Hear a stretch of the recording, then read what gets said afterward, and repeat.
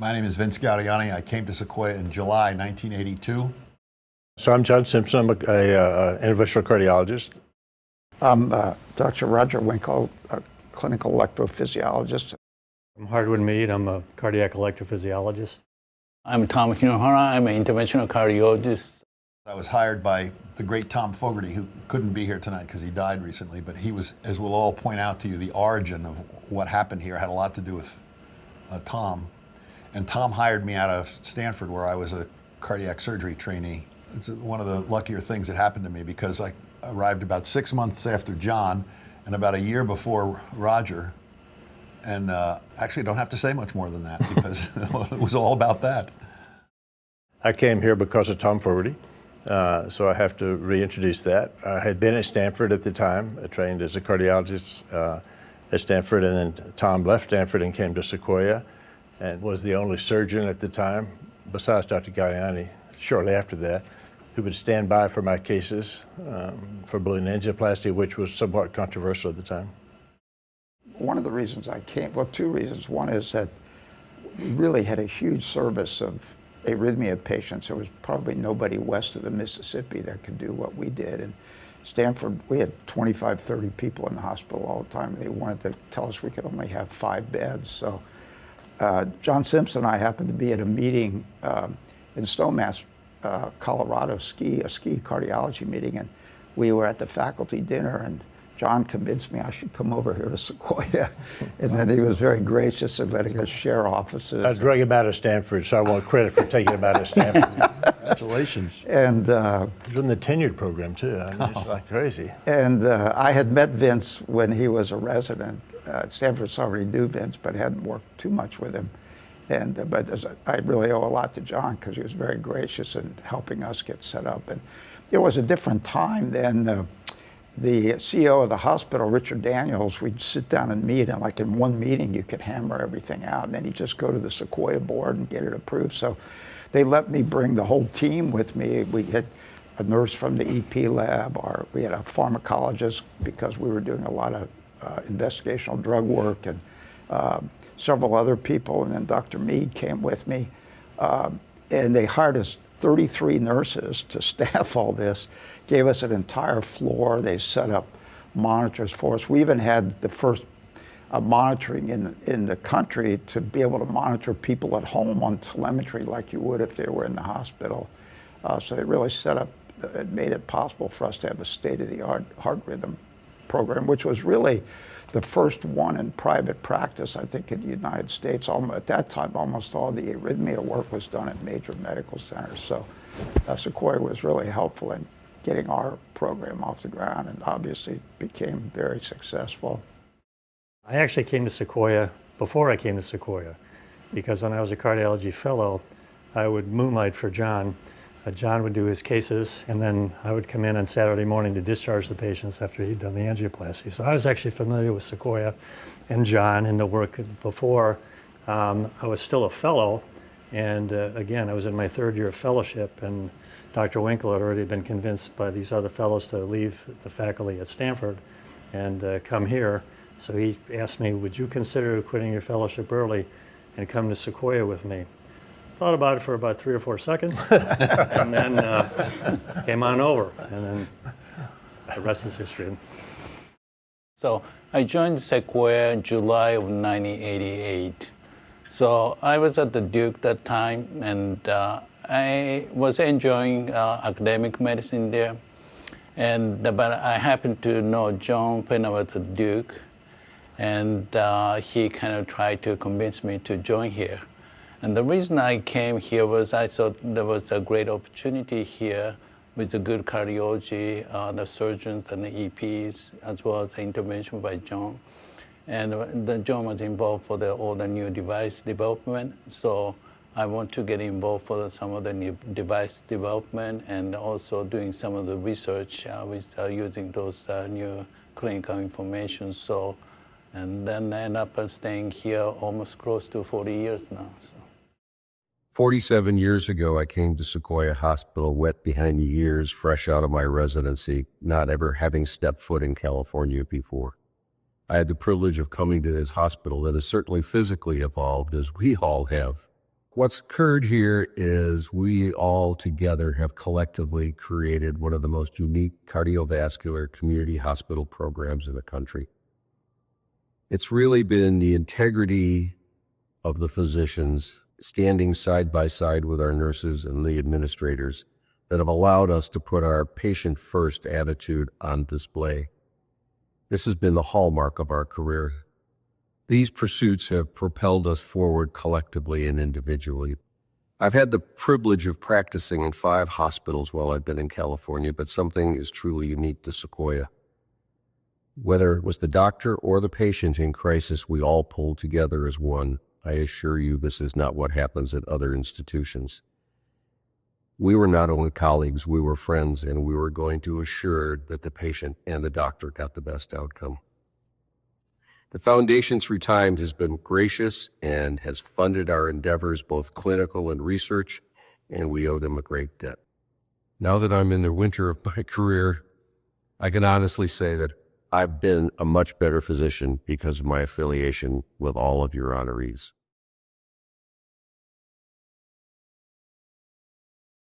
Tom Fogarty came in 1977. The oldest of us came in 82-ish, 83-ish, 84-ish. And there wasn't anything here except Tom. There were 3 lovely cardiologists who were of a very different school of cardiology than the one you see sitting in front of you.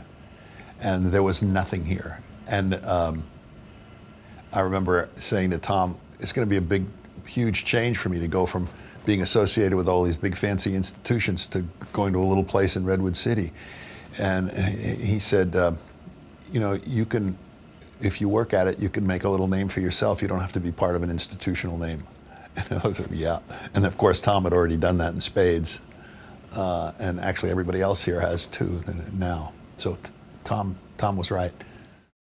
Tom, as you know, was unique. He was often absent-minded, often short on words, and could be very direct. So Perry Shore and I were standing in the old ICU coffee room and pouring a cup of coffee, bemoaning the fact that we were on call every other night and getting killed. And we had agreed between us that Tom should take call. Lo and behold, Tom walks in, pours himself a cup of coffee. I explained to Tom that Perry and I are getting kills and we absolutely need him to take call. He never looked up from his cup of coffee. He just said, "Don't get confused," and walked out. That was Tom.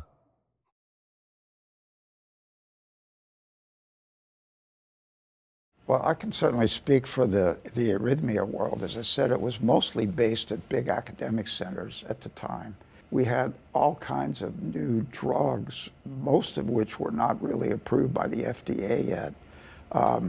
They turned out to be temporarily useful to treat arrhythmias, but in the long run, some of them were a little bit dangerous. And those were hard to get at a private hospital. That's part of why we brought along a pharmacist who knew how to deal with all that. Then we had, at that time, the development of the implantable defibrillator.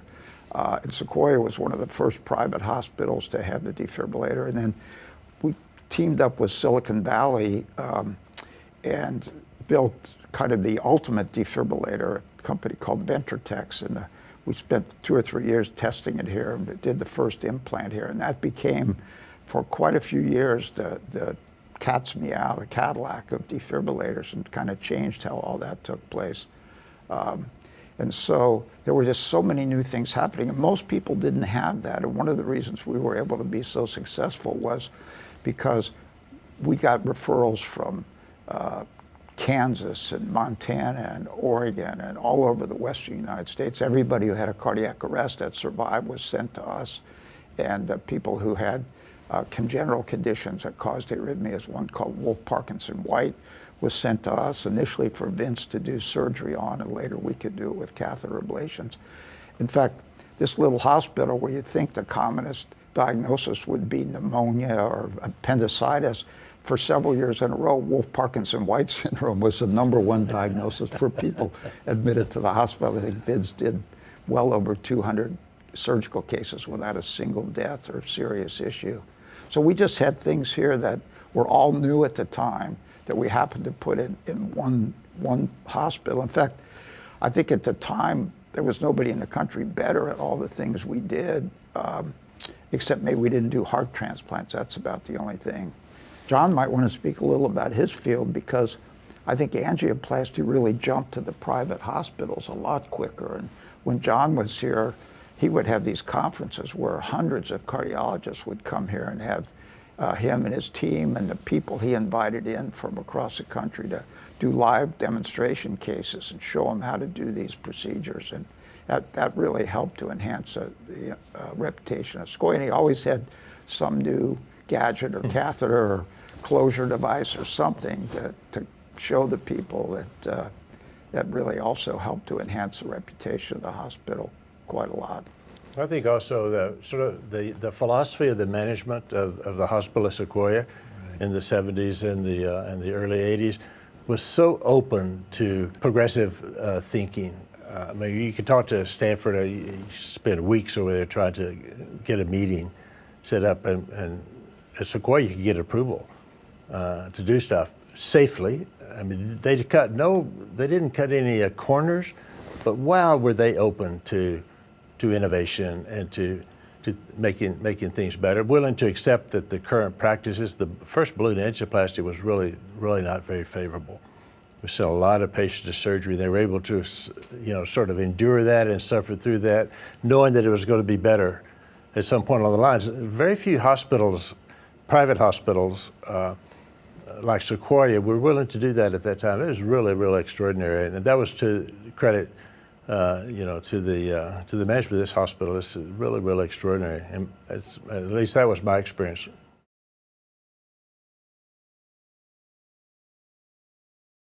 Yeah, I think also if you look at so electrophysiology and interventional, coronary interventional stuff, falls under the umbrella of cardiology. There's no doubt about that. But sort of separate, what Roger had to do was much more complicated than what I had to do. We just had to make tiny little balloons. But this hospital facilitated both. This is like, no one will ever be able to state more clearly how unique this particular hospital was. In Roger's report, we used to have conferences. I mean, we had almost 1,000 doctors come to Kenyatta College, if you could imagine that.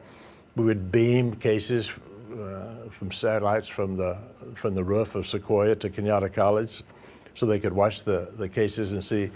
And actually, what they ended up doing is seeing all of our mistakes, so that they would not have to make those mistakes on their own.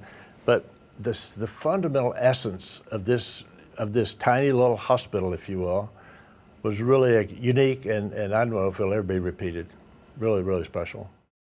We were always trying to do whatever we needed that would be best for patient care. Like Roger was mentioning, this condition called Wolff-Parkinson-White syndrome, where there's an extra electrical connection in the heart. And there really were very few people in the world who had figured out how to be able to operate on these people. We would get these, for us, we would see these people. I remember Vince and I flew to London, Ontario to watch this surgeon, Gerard Giraudon, who had a different way to do this procedure.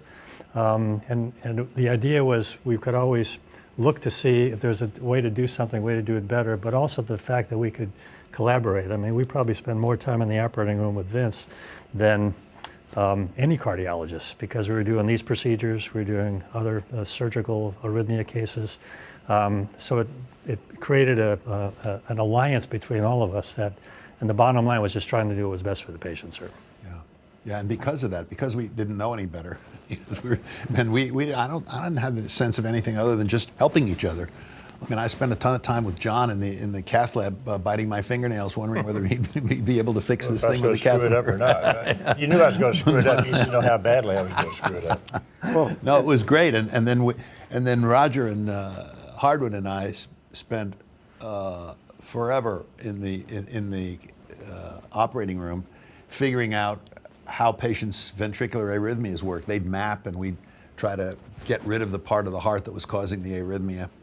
And it was a fantastic amount of fun. I mean, we had a blast. I think Vince we tried really hard because Vince, one of his favorite sayings was, "It's no honor to die at Sequoia Hospital after heart surgery." So we have to do better. Like if you go to a big medical center and you die, well, they had the best people, but here it was no honor. And I remember, if you take away some of these critically ill people we had with VT, like Vince might operate on 400 or 500 routine bypasses and valves a year and basically not have a death from it. Another thing that Vince liked to do, which we all picked up on, is he would make rounds by walking the patient up and down the halls because these patients wouldn't get out of bed and we didn't want blood clots. Now they strap you in bed and put all these things on your legs, but he would get them up and they'd talk walking down the hall about how they were doing. And so it was just an effort to make everything best for the patient.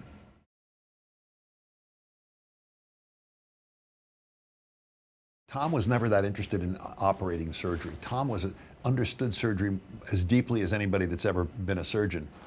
But what he really wanted to do was innovate and build new businesses and do new things. And of course, that was a tremendous asset for me because all I wanted to do was operate. So unlike most new surgeons, I think the very first year I was in practice, I did 300 cases, because. Here? Yeah. Oh my goodness, wow. And it was because, and I go in the room and the patient would say, "Are you Dr. Tom Fogarty?" And I'd say, "Nope."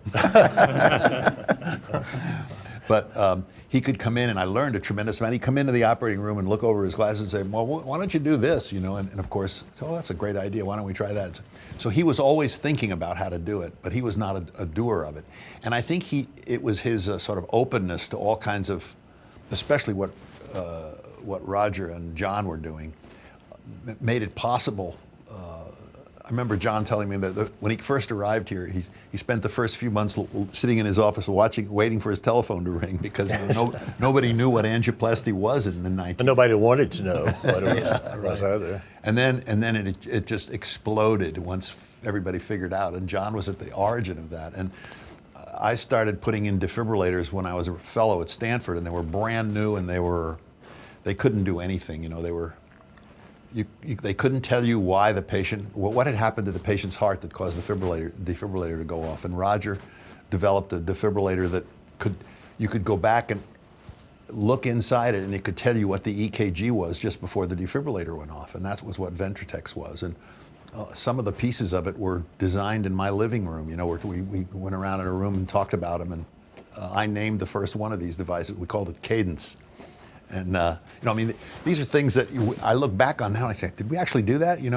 But at the time, it didn't seem exceptional at all. It seemed like we were having a great time. I loved working with these guys, and we all got along great. And I think that helped too. Why did we all get along so well? I think we're stupid. I don't know. Tolerant. Just the kind of innovation that we had here, that first defibrillator, the Ventratex Cadence, it costs a lot of money to make the chip, the integrated circuit. That's the brains of these devices.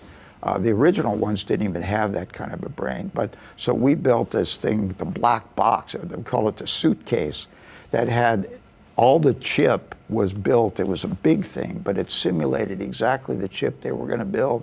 And we would bring that into the operating room. And as we were testing devices and doing things, we would let it analyze the rhythm and see what it wanted to do. So by the time they actually built the chip, there were absolutely no errors or flaws in it. And that was just the kind of opportunity that existed here to develop new things.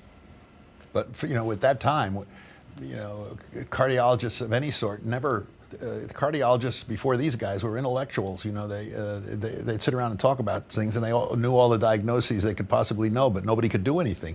And these guys were the first guys who could actually get in there and do something effective to treat the patient. Another really innovative thing that we did here was the original defibrillator, you put two patches on the outside of the heart, and the shock would go between those two patches, just like the paddles you see used on TV. And we did the first human defibrillation with a catheter, which is what they all are now. We did it in the operating room with Vince and people who were going to get a defibrillator anyway. And we would test the two patches, and then we would test this catheter, and it clear that the catheter was at least as good, if not superior, to the two patches. And as part of that, we also used don't want to get too technical, but a defibrillator has a waveform that shoots up and cuts off quickly and shocks the heart. But it turns out it's better if you do what's called biphasic. It goes up and then it comes down. And so we were the first people to do human defibrillation with a biphasic waveform in the world. There was a lot of animal work a guy in Missouri did.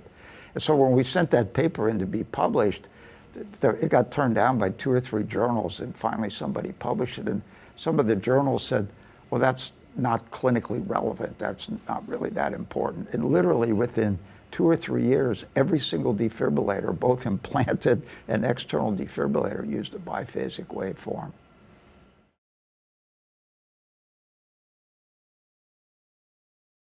I think it was a whole spirit of Silicon Valley at the time. You know, now you can't get into Intel or any of these. You have to, you know, do retinal scans and all this stuff. And back then, the whole spirit of Silicon Valley was for everybody to work together. If we share things, we'll all be bigger and better than if we stay on our little silos. And I think that was part of the spirit of this whole thing. It's just the way the whole Silicon Valley was at the time.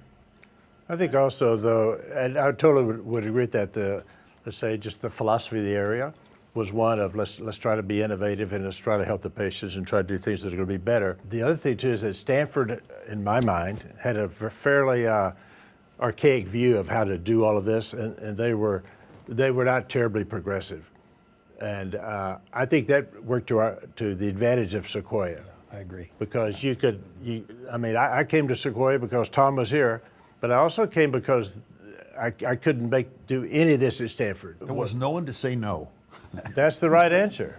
That's right. The people that were involved in the administration of this hospital said, "Why are you doing this? And let's see what could it be like." This guy Andreas Grunzig that was doing this stuff at Emory University in Atlanta at the time, and he was sort of making a lot of splash, if you will, for Emory.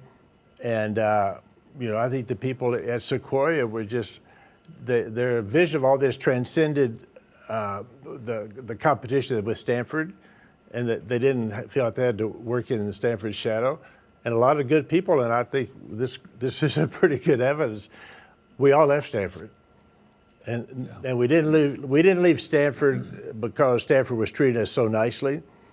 We left because they would not allow us to do anything. Right.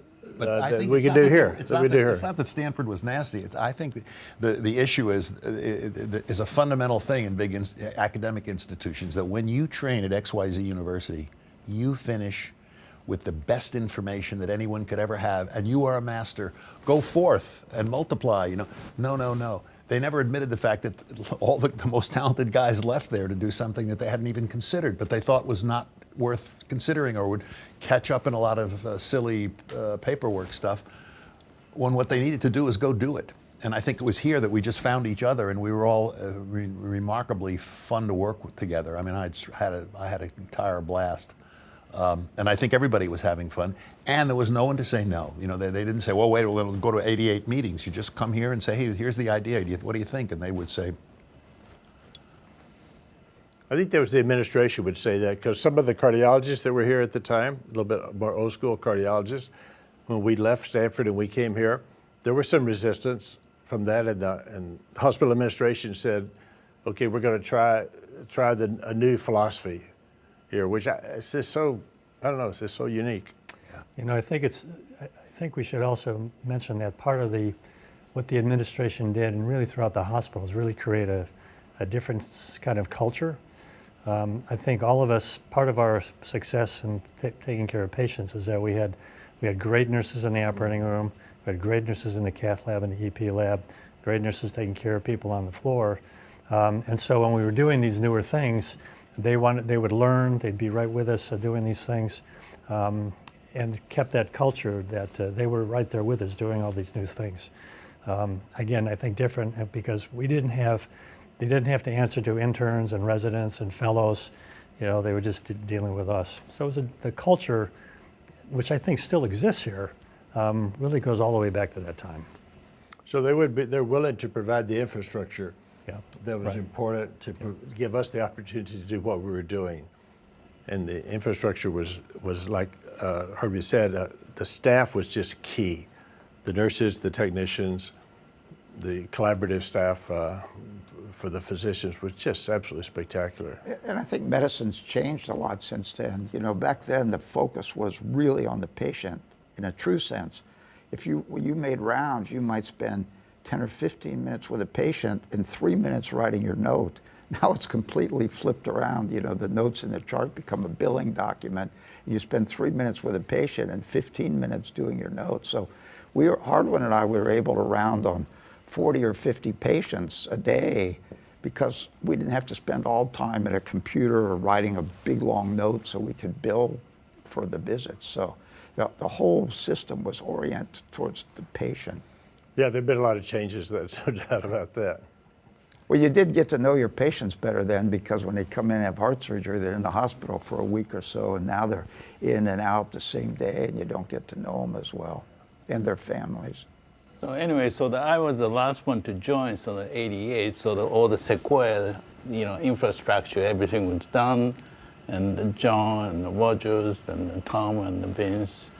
And so was kind of very amazing when I looking for the new job. So I finished and training there, and I was faculty there, and looking for what is the next step I should take, either staying academic or coming to the Sequoia, like a Sequoia hospital. And you were at Duke at the time. Yeah. And then, so if you look at from that side, when I look at from that side, so there is John's here, Roger is here, Tom is here, Vince is here, all very well-known, respected physicians on the real leader of each field. And so I thought this was a great opportunity to join.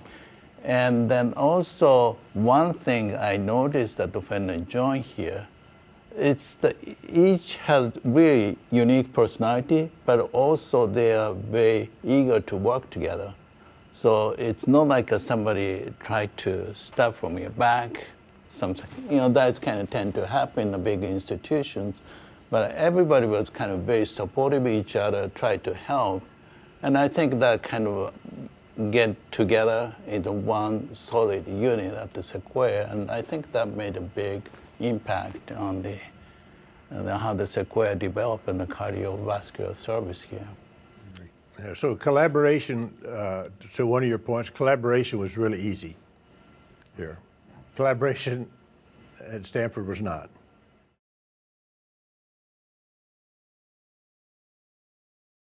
So in 1989, I got to place the first tiered therapy defibrillator in a patient that was a Ventratex device. And of course, the Ventratex device came out of the incredible talent of Roger and Hardwin, and it was great fun for it. Another thing that I should mention is that I learned a tremendous amount about biventricular and left ventricular pacing from Roger. And that, this is probably too technical for this conversation, but it should be on the record somewhere that it was easy from what I learned from Roger and Hardwin, who were doing biventricular and left ventricular pacing in patients who were having heart failure, that it was an extremely effective therapy in sick patients who needed big time heart operations. That at the end of the operation, frequently their hearts weren't working very well and they wouldn't come off bypass. They'd die in the operating room, except that from Roger, I learned how to put in biventricular leads in these patients. And a biventricular lead is as effective as one of these devices like an intra-aortic balloon to help keep the patient alive. An extremely important idea that still a lot of people don't get. So in 1986, I did the first directional coronary atherectomy performed in the United States here at Sequoia Hospital. Very successful outcome with that. I still have the records of that. I still have the histology, so I still remember that. It introduced an era, which Rogers alluded to, where we needed to know more about the disease and to know more about what do these cells do, what do they look like, what's it going to take to slow them from, or maybe Hardwin was talking about, it's a scar that has formed. And it's not the classic atheroma that we're used to thinking about, right? That was, in a way, kind of a little bit of the discovery of atherectomy. We treated a little bit over 2,000 patients with directional coronary atherectomy in our database still at Sequoia Hospital. And there are patients now that are 30 years out that we hear from every now and then. Every month or two, I get a note from someone who's performed a follow-up angiogram or a follow-up treadmill test on somebody 30 years post-atherectomy. And frequently when they do an angiogram, the site that we treated probably has a little bit of scar on it, but it just looks a little bit narrowed, whereas the rest of the arteries have shown a lot of progressive atherosclerosis, whereas the site that we treated has less because the scar doesn't allow cholesterol to get into the artery wall, in theory. So we should all have a little bit of scar maybe in the right place. That's tricky to do, but we're very, I mean, it was also an exciting time. I got a lot of scar from when occasionally that atherectomy catheter went through the LAD wall. I had to haul somebody's ass up to the operating room. That was your problem. That was not my problem anymore. I knew who to call. Lucky I've survived so long after some of those. Yes, that's true. That is true. That was great fun. We really helped develop the very first catheter designed for radiofrequency ablation of cardiac arrhythmias, which was the standard for 10 or 15 years or longer until other things came along like cryoablation and pulse field ablation. But in the beginning, we would just pull catheters off the shelf and put energy down them and try to make them do ablation, and they weren't very successful. But we worked with a small company in Mountain View that Stuart Edwards was involved in, and he had a guy who could make catheters in his basement. I think John made him in the kitchen or garage somewhere. But and so every couple of days, I didn't have a garage. I had a carport, so I had to do them. In the summer. I had to do them in the summer. Yeah, exactly. But he would every couple of days design a new catheter, and we had a little protocol with the IRB, the investigational people, and the patient would sign a little consent, and then we'd tell him what was good or bad, and he'd go home in his basement again and make us another one, bring it back.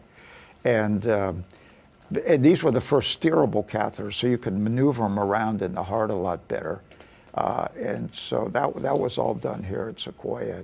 He also, as part of that, developed the first real radio frequency generator. When we first started doing this, we'd have to go to the operating room and get a Bovie machine, which the surgeons use to coagulate blood and to cut with, and modify it so we could use it with our catheter. But he developed a whole system that was all really developed here and tested here. So in 1981, I was able to do the first angioplasty at Sequoia Hospital. We followed all the right rules and all the approval processes. And we've had approval, I think, to do the first case in about a week and a half or 2 weeks. Now then it'll be 6 months for that kind of approval process. So it speaks to the hospital's approval process and their thought process that was going on, and allowed us to, in the very early days of balloon angioplasty, we had this catheter that was kind of smaller than some of the others, and it could advance over a guide wire, which is kind of the railroad track for this catheter. And we were able to do more procedures more quickly with this movable guide wire with more predictability than we could with the other technologies. And Sequoia just was happy to have that evaluated.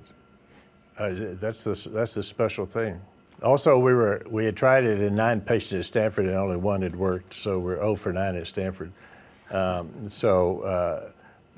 that Sequoia would let us give it a shot. As the catheters got better and the wires got better, everything got better.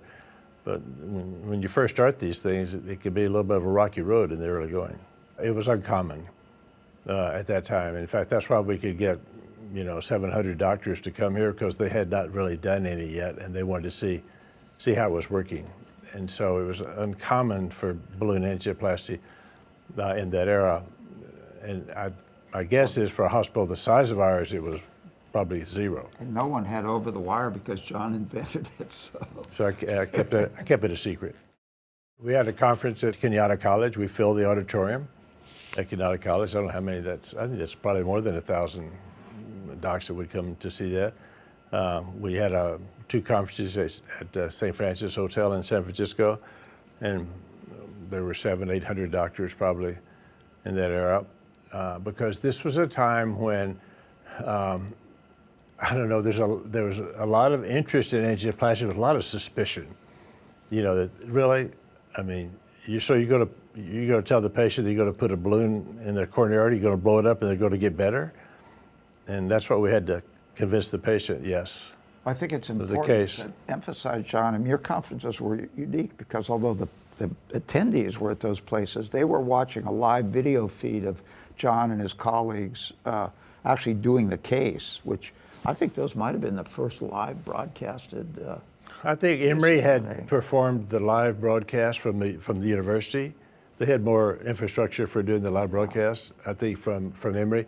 But I would guess that Sequoia was the first private hospital to do a live telecast, really, really early in doing live telecast. And I think, to Roger's point, the live telecast, I mean, you can't hide anything, right? If you're doing the case and everybody's watching. And I think that was the appeal of. But the key idea that you're on the edge of is that cardiology was making this epical transition from being a diagnostic intellectual field where you'd figure out what was wrong with the patient and then it was either treated with medicine or it was sent off to the operating room. And then with these gentlemen, I use the term loosely. That's very loose. Very loose. They were the pioneers of getting cardiology from that state to the state where cardiologists were definitively treating these diseases. And that's why so many patients came to see John and to see Roger and Hardwin, because the cardiologists, of course, wanted to be able to treat patients successfully. And if you have cardiac arrest before the defibrillators, there's about a, 95% chance you'd die, maybe a 5% survival rate. Out of hospital? Out of hospital cardiac arrest. Yeah. So, defibrillators, or I think when was the first one done? 80, 81? 80, I think. Because I put a bunch of them in with Yeah, that Ed was Stinson. my patient, actually. We flew back to Johns Hopkins where the first implant was, and that was my patient.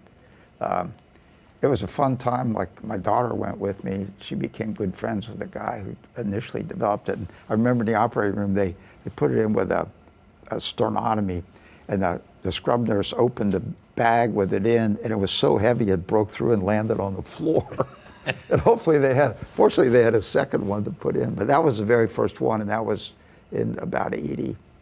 And then we started doing them at Stanford a year or two later, and then brought them over here in 84. So Sequoia was at the front edge, especially for private hospitals, but pretty much at the front edge period of the transition of diagnostic cardiology to truly interventional cardiology, where the point was to make the patient better with some kind of a device or an intervention like balloon angioplasty and so those we didn't realize, or I didn't realize, what a special age this was going to be so many years ago. We were just up to our ears having a blast and doing it. Well, I think that leads into another reason why things were successful here, because in a lot of places, the heart surgeons didn't want people like John to come in and do it with a balloon because it took cases away from them. Whereas here, Vince and his team were very supportive of all these new things, even though they lost an open heart surgical bypass case, but John was able to do it with a lot less pain and suffering for the patient. They stayed plenty busy doing bypass surgery, so not much sympathy for that, Roger. No, in fact, if it hadn't, about 98% of my success was personal success, was because these two guys were such fantastic cardiologists, and they brought all kinds of cases, because some of the cases that John brought in couldn't be angioplasted, and I ended up operating on them, and many of the patients that Roger brought in had to go to the operating room to have their ventricular tachycardia treated, directly in the operating room, and so we had so much fun. It's not a HIPAA violation because this was in the newspaper, but Paul Newman came to have John do his angioplasty here. Right, yeah. It made it into one of these magazines you see on the rack in the grocery store when you go out. But that's the kind of people that were coming here to be fixed. Dr. Shumway at Stanford at the time was not particularly happy that Paul Newman flew over Stanford to be treated at Sequoia. I think he announced at the faculty meeting the next day how the could Paul Newman fly over Stanford to be treated at Sequoia. That was just terrible, he said. That was because of John. in 1984, Dr. Mead and I were able to establish the first major electrophysiology program in a private hospital.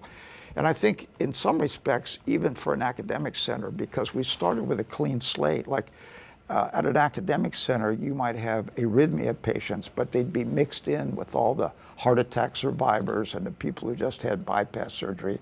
Whereas here we were able to create a whole unit, which is part of why these 33 nurses were hired, to just take care of people with arrhythmias. And the nurses got really good at doing this, and that everybody taught everybody else. I think part of it was just to have the capability, starting with a clean slate, making a ward just for arrhythmia patients. And then when the patients came here, they realized this was something special, and they'd go home and tell their doctor, and then he'd send another patient. And it worked out very well for the hospital. The nurses were so good at it. Again, this is a little different era, but we'd get called all the time in the middle of the night, so I hated to bother us. But I remember one morning I walked in and they said, well, Mr. Jones had ventricular fibrillation, a cardiac arrest last night about 2 o'clock, but we gave him a shock and he woke up and he was fine. So we figured we'd just tell you in the morning. And you know, we do also, the nurses, if they needed to have a sleeping pill or milk of magnesia in the middle of the night, they just write an order and they knew we'd sign it in the morning. They didn't have to call us to ask us such a stupid question. You know, I will say though, some of our success was because we had Vince as our surgeon, both from the standpoint of operating on patients who had arrhythmias, ventricular arrhythmias, or as I mentioned, this one entity, Wolff Parkinson-White syndrome, but even putting in defibrillators. You know, Roger talked about how the original defibrillators required a thoracotomy, where the surgeon would have to go through the left side of the chest and put the patches on the heart, and then tunnel it down to the belly. And we never lost a patient doing that. Where you could go to even certain academic centers either side of us here in the Bay Area, where they'd have a mortality, a significant mortality from those procedures. We didn't have to worry about that. When we knew we had Vince, we never had to worry about sending someone to the operating room for one of these things. So again, I think that's part of why was it so successful, was because we had the pieces. We had John and Tom for doing the interventional work, and if we had our patient needed it, we discovered they needed that, we could use them. But really, I mean, our part of it, because back then, now we do everything in the EP lab. We do everything with catheters, and we don't need the surgeons. but back then, everything you did, we could do the diagnostic procedures. We could find out what needed to be done, but then we had to go with Vince to the operating room to do what we needed to do.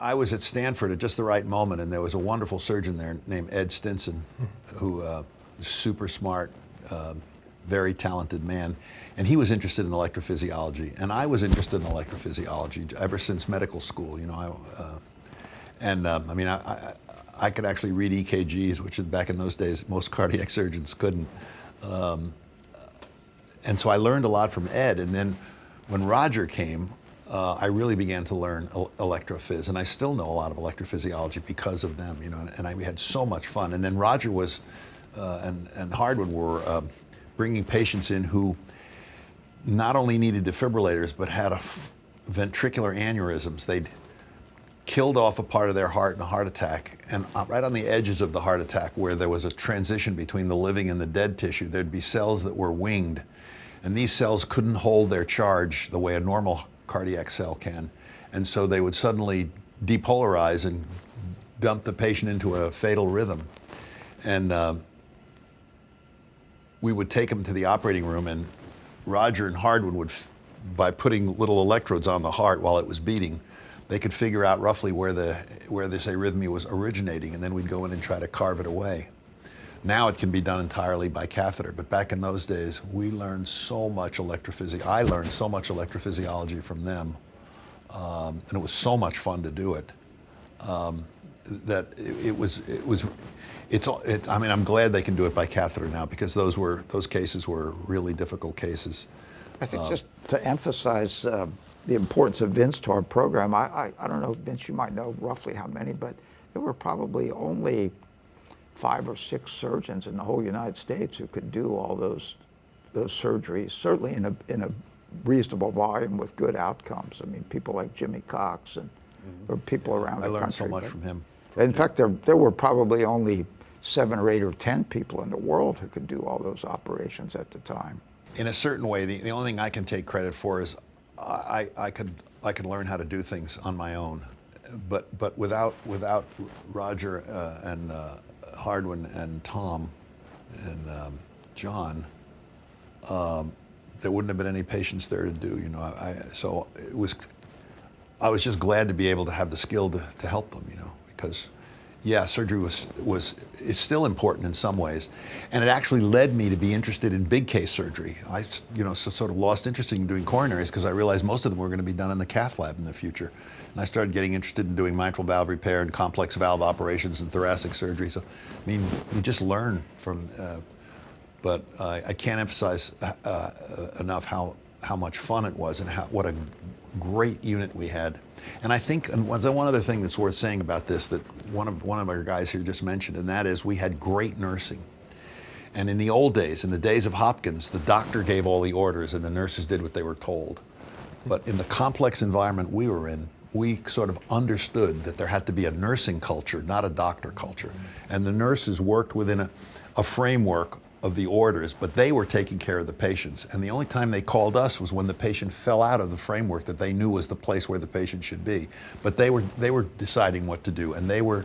We had one nurse that left for about a year. She wanted to go somewhere because of some change in her husband's job, and she came back. She couldn't stand having to call up a doctor to get an order for potassium. You know, because she was used to. So nursing, the development of a nursing culture had a lot to do with our success, I think. Don't you guys agree? Absolutely. Yeah. Mm-hmm. Yep.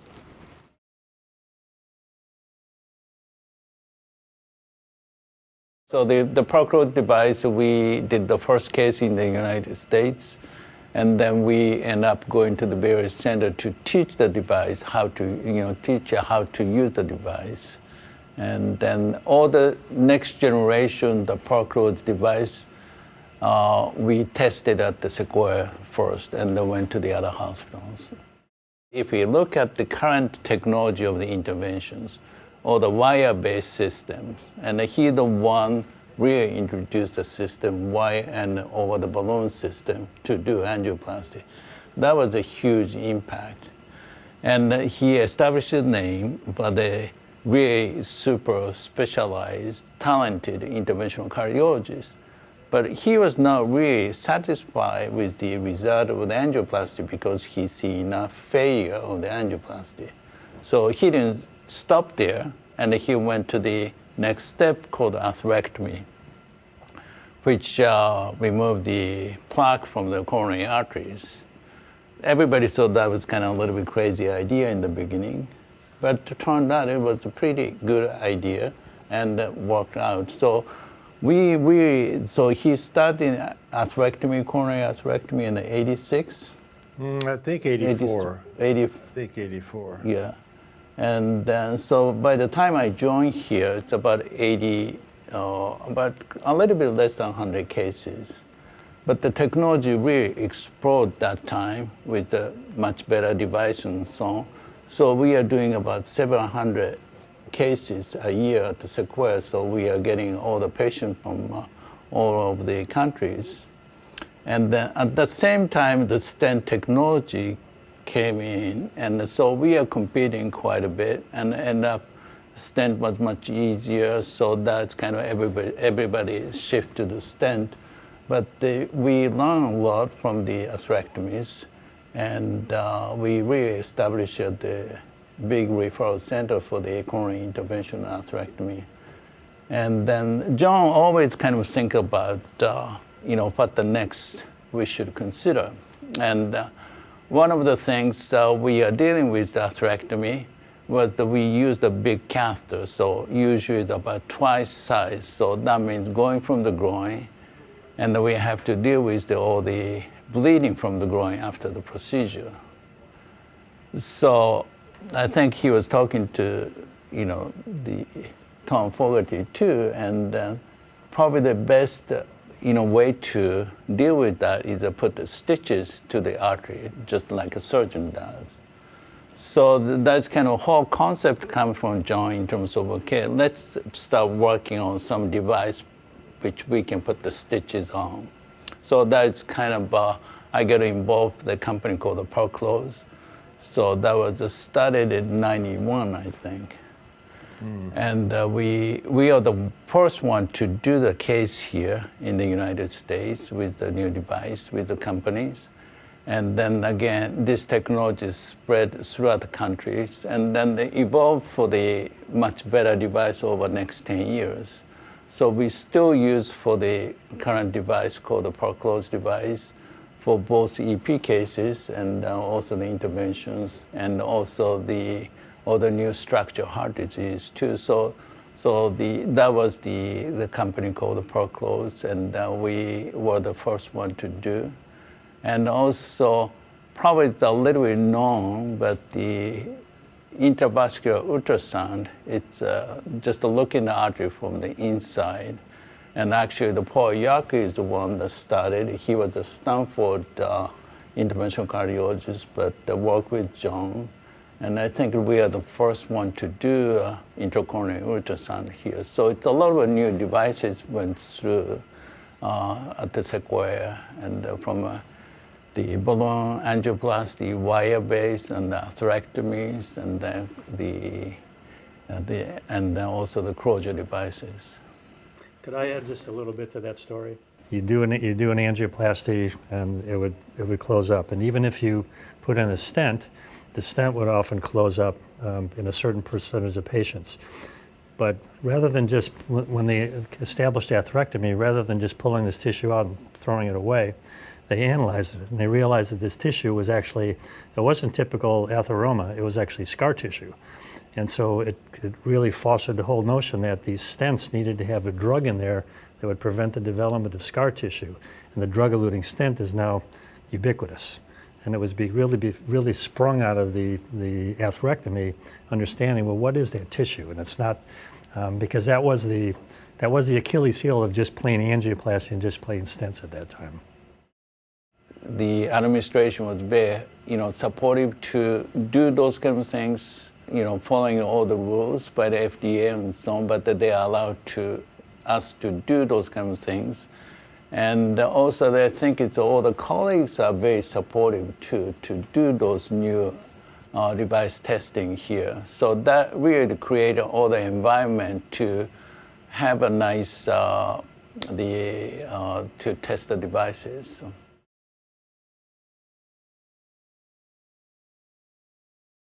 So in the early 90s, Sequoia Hospital was part of the transition from defibrillators being put in by the surgeons in the operating room via a thoracotomy to cardiologists and electrophysiologists being able to implant these devices like we would put in a pacemaker by putting the leads for the defibrillator through the veins and down into the heart. So the transition moved out of the operating room into the room where pacemakers or other devices would be implanted. When the defibrillator first came out, we had to rely on Dr. Gaudiani to go in through the side of the chest to put these patches on the heart. And then, as Roger mentioned, then the idea came to have you put in the lead through the vein and go down to the side of the heart, and with the device either tunneled down below or up above. And it transitioned from moving to the operating room to actually moving into the pacemaker lab. So, and I was fortunate enough that when I came out of training, a lot of cardiologists weren't doing pacemakers or anything like that. But Vince took me under his wing and said, I got plenty to do. Why don't you do these things? So he taught me how to put in devices. And so it all transitioned from the surgeons putting in defibrillators to electrophysiologists putting in the defibrillators. And of course, that's been the case ever since. In 2002, we were also involved with the first use of a remote monitor to monitor an implanted cardiac device. Previously, there was really no way to do that. People would come into the office, and we helped develop a technology where this could be sent remotely, so the patient could be at home, we could interrogate their device, and of course this has again now become the norm. But we were the first the first hospital in the country to have patients utilize that device.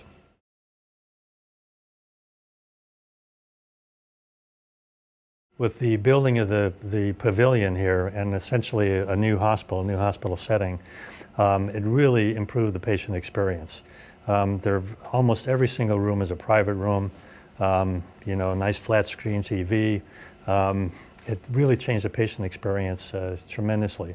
And those things are important. And I can tell you that I don't think we've ever had a patient since that was open who've been in our hospital here and one of the neighboring well-known academic hospitals who would choose to go back there as opposed to coming back here.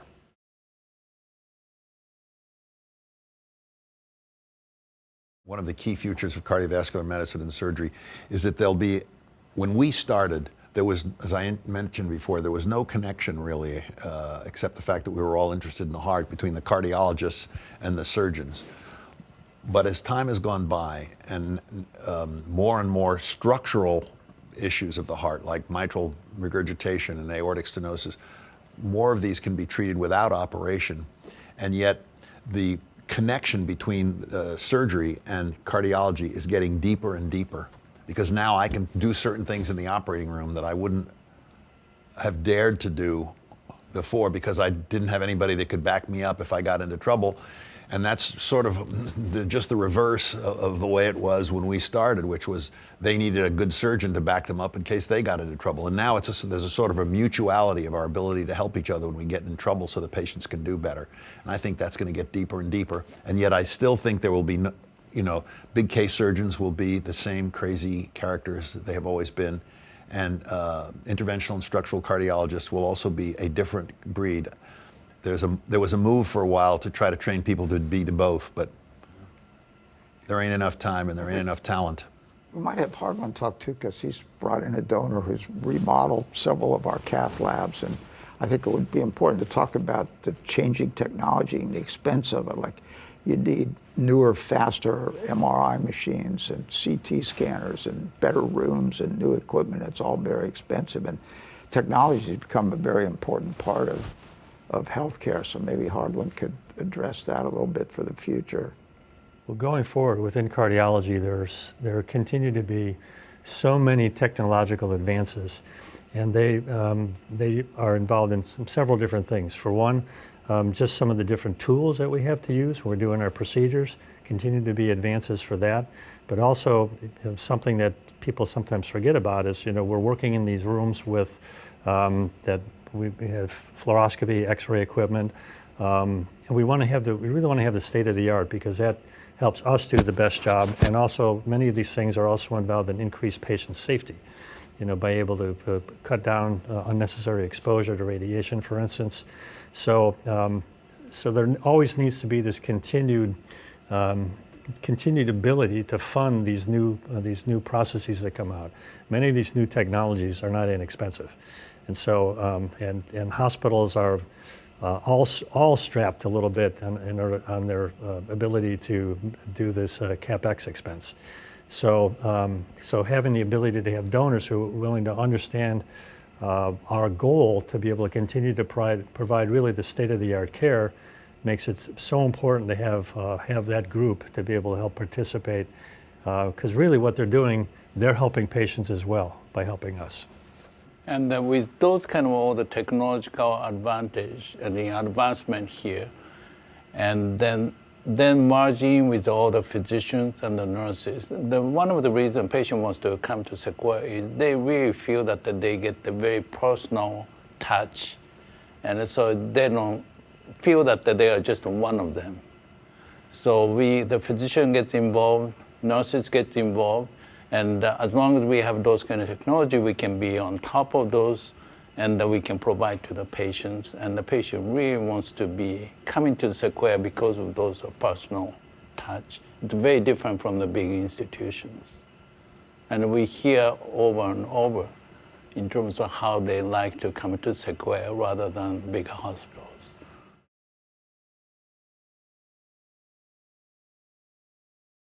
It's really very important to continue to break new ground. I'm nervous. I'm nervous at the amount of capital that's available now to fund the kind of innovative technologies that we've had funded here historically. is restricted and diminished, and I'm worried that that will affect the philosophy of the hospital. And that's my anxiety is not so much about we don't have enough clever and smart people to come up with some really good new technology. I think we do. But to get to funding for it to be adopted in hospitals like Sequoia makes me nervous. I worry about that. The amount of money that was available, let's say when we were all first here, seemed to be like it was more accessible for the hospital. First of all, the startup companies that we're involved with, they had more access to money through the venture community, which has sort of collapsed. And now then, I feel like that has been, the hospitals have been victims of that as well in terms of the amount of capital that the hospitals have, the capital resource they have to support the kind of innovation that we were participating in. Yeah, I mean, this is sort of off the record, but I mean, it's a real problem now because the hospitals are owned, not just ours, but a lot of them by big corporate entities. You can't just make a quick change and bring in a new piece of equipment and try it. It has to go through committees and national approvals and all this stuff, and it makes it harder to do. I think it's still possible to do it, but you need people fighting for you on your behalf, and sometimes that works and sometimes it doesn't work so well anymore. There's tons of money for AI, though. I mean, you know, this is just, when we were starting out, I think there was much more fashion to fix people's hearts, and now there's much more algorithmic interest than there was when we were young. But I think for what John is referring to is why it's so important to have the people involved in philanthropy here, because we know in fact, the reason that we have these new labs that we have is the labs are old, they're antiquated, they're always breaking down, having trouble, not necessarily safe. And that message was conveyed to a fellow who said, well, how much money is this going to take? And it was quite a bit of money. And he said, okay, we'll do it. And without that, we'd still have the old labs that we were using, frankly, 25 years ago. So it really is going to take continued folks like that who are able to step up with philanthropy and fill in the gap that doesn't exist when it comes from the hospital systems. I agree, yeah. Roughly 5 years ago, we were dealing with cath labs that were old, they were antiquated, they were constantly breaking down, we'd have to stop cases, and they needed to be all upgraded. But the hospital didn't have the money to be able to do that. So there was a very kind philanthropist who said, well, I can do that. And so he stepped in and essentially funded the renovation of our labs here at the hospital. So we now have state-of-the-art equipment in our labs to be able to use in patient care that honestly, without that philanthropy, we wouldn't have. What we need too is support to be able to acquire and partner with people who are also doing innovation. So we have it available to us here. And that just takes money. Sad to say that, but that's the case. So I think it's not only important to try to figure out how to keep doing the kinds of innovations we did in the past, but to make sure that we have the ability to acquire all the phenomenal amount of new innovation that's coming. It's in the pipeline, some of it's already here.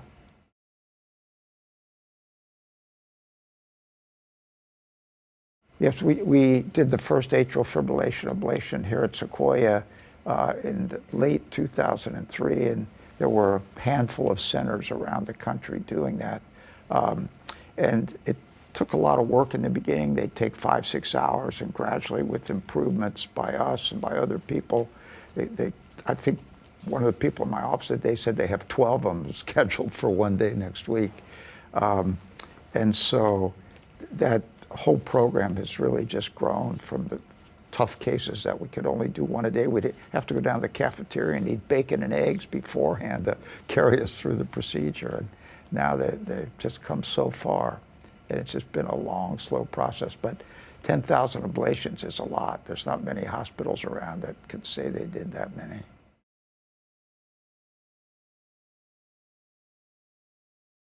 It's hard to say what I'm personally most proud of because it's such a team effort, and it's not sort of like what I did or, I mean, I tell everybody, okay, all these companies, I did this and all this, I did it all by myself. I'm such an amazing guy.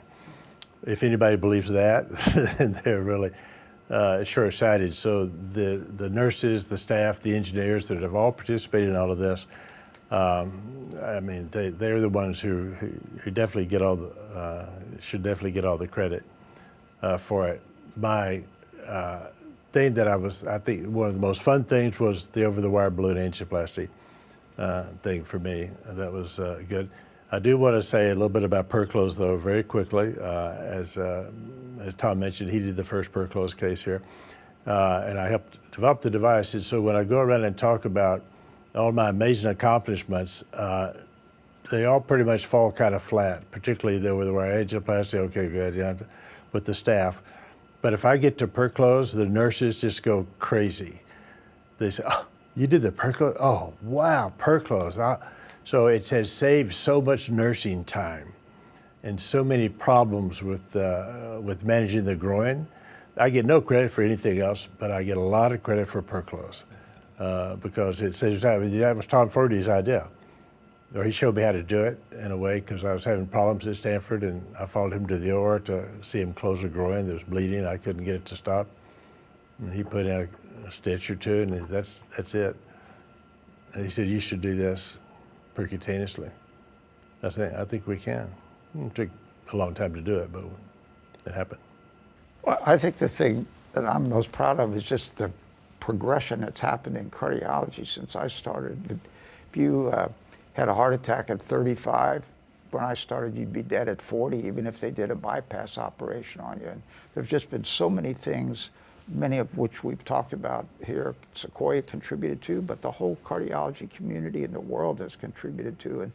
And now I tell my patients, and it's actually true, that you're not going to die of heart disease. Get your colonoscopies, get your PSA test, get all that, because our heart treatments are so good that it's a rare person. Certainly some do die of heart disease, but it's not very many anymore. And that's due to drugs and devices and all the things we've talked about. So it's just amazing to look back and see the improved prognosis for people with serious heart disease that in the 70s or so would have all died within a few years. And now they're living decades. Well, the question is, what am I most proud of? But I'm going to start instead by saying what I'm most grateful for. It was a question that was asked when I had a med school reunion from Stanford a few years ago. And after dinner, we went around, and the question was, what are you most grateful for? And I said, I'm grateful for the day that Roger Winkle asked me to join him at Sequoia Hospital. Because my life took a whole different path at that point. I got a chance to meet these fellows and do the work that I've done. And so it's hard to say what I'd be proud of. I mean, I'm proud of the fact that I've been able to keep doing what I'm doing. I'm happy that but really it's just incredibly grateful for the opportunity that I've had dating back to that day back in 1984.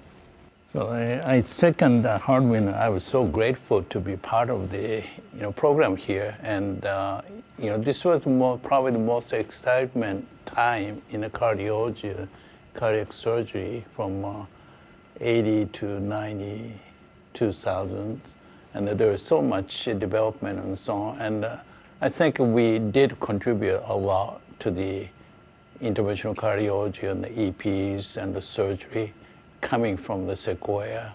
The people learn from the Sequoia too. So I think I was very proud to be a part of that. But also, I think that Sequoia gave us an opportunity to give a really good patient care.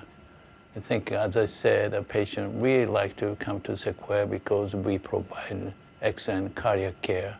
And that is, I think it's always come back there, percutaneous care we can provide to the patients. And we have to know all in and out about the procedure. We have to be excellent about the procedure, but then we can provide those kind of care to the patients. So I was very happy to be a part of that. It started with Tom Fogarty being such a brilliant guy, and then so many things that have happened, and at least the way I think about my life. And I don't want you to put this in the video, but it's just good fortune. I mean, you'll never encounter more talented people than these guys, and we all happen to get along, and we had a tremendously good time doing it.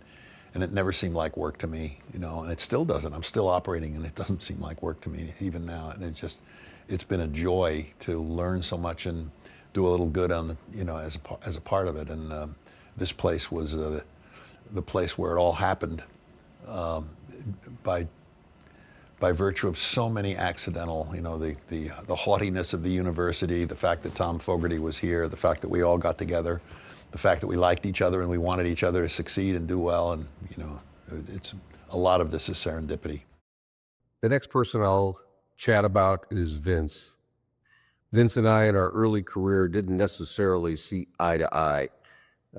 Later on, we learned to respect each other both personally and professionally for how we were all better together. Vince sent me this extraordinarily rare and unusual aneurysm that's in the chest and asked me to do it with full confidence that I could get it done. Well, as Mike O'Halloran and I tried to get control of this subclavian artery through the neck that was clearly slipping away, as would the patient have been, we called Vince, who calmly walked in, said, "Oh yeah, let me see that." And about 4 stitches later, it was over. It's been a real privilege to practice around someone with such great talent and dedication. And I can't thank you enough, Vince, for being my partner.